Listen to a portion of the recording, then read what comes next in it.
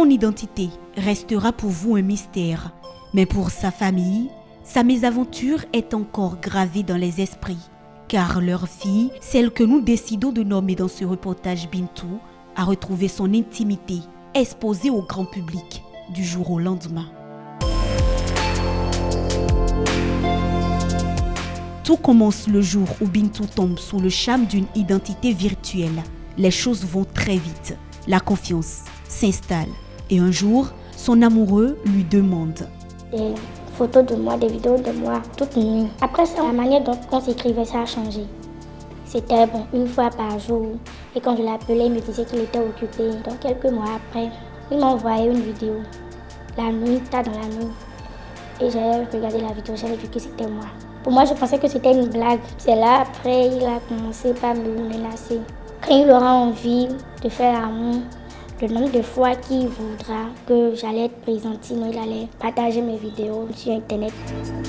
Prise de peur, Bintou s'arme de courage et informe sa famille. Cette dernière saisit la justice, mais le mal est fait. Et tout comme Bintou, des milliers de jeunes internautes se retrouvent face à de telles situations où leurs données personnelles et leur vie privée sont exposées sur les réseaux sociaux.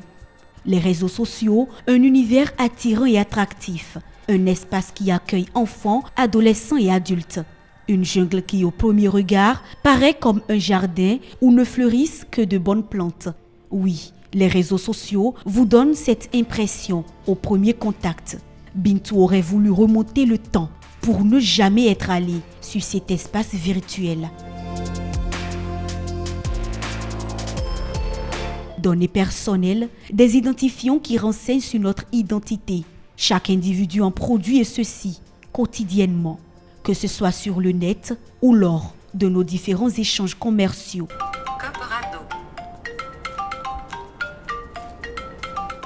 Dans cette entreprise, par exemple, beaucoup de clients appellent pour des prestations. Certains sont méfiants en communiquant leurs informations au téléphone, tandis que d'autres sont moins exigeants. Quoi qu'il en soit, l'entreprise a mis en place une politique pour sécuriser les données de leurs clients. Une fois que le besoin est exprimé par le client et qu'on a un deal en vue, on a déjà un deal, on fait partager un protocole d'accord. Protocole d'accord, surtout par rapport à tout ce qui est information liée à cette entreprise-là, liée à ce client.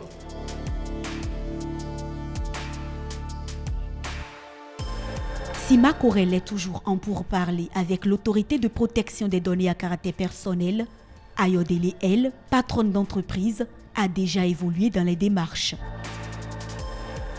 Nous nous sommes rapprochés d'eux déjà pour savoir comment on pouvait faire nos activités sans enfreindre les lois. Et donc c'est là où on a eu des informations comme quoi pour mettre par exemple des vidéosurveillance dans des endroits qui allaient filmer comme des personnes, il fallait prendre ces autorisations-là. Ce qui nous permet de mieux conseiller les clients également. Au Bénin, le code du numérique est bien clair. Toute personne reconnue coupable de divulgation des données personnelles d'un individu est passible de lourdes sanctions. La peine peut être à la fois pénale, elle peut être civile, elle peut être administrative. Je vais prendre le cas d'administratif tout simplement. Les peines au plan administratif vont de 5 millions à 50 millions. Au niveau judiciaire, en termes civils, le dommage et indemnité à la hauteur du préjudice subi. C'est-à-dire donc, on va évaluer ce que vous subissez comme préjudice pour vous dédommager. On dit injuste et dédommagement juste et équitable. Sur le plan pénal, les infractions vont de 1 an à 5 ans, voire plus. Ça dépend de la nature de l'infraction qui est constituée et des tests qui sont applicables. Justice, oui. Sanction, certes. Mais une chose est évidente, quand le mal est fait, difficile de s'en remettre. Bintou l'a appris à ses dépens. Vigilance donc dans la manipulation des données personnelles, mais surtout dans le partage de ces dernières.